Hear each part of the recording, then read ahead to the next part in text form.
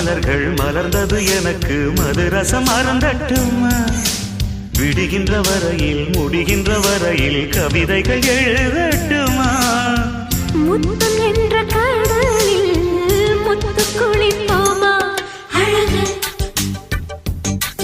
அழகு ஓ நீ நடந்தால் நடையழகு அழகு நெருங்கி வரும் இடையழகு அழகு வேலெறியும்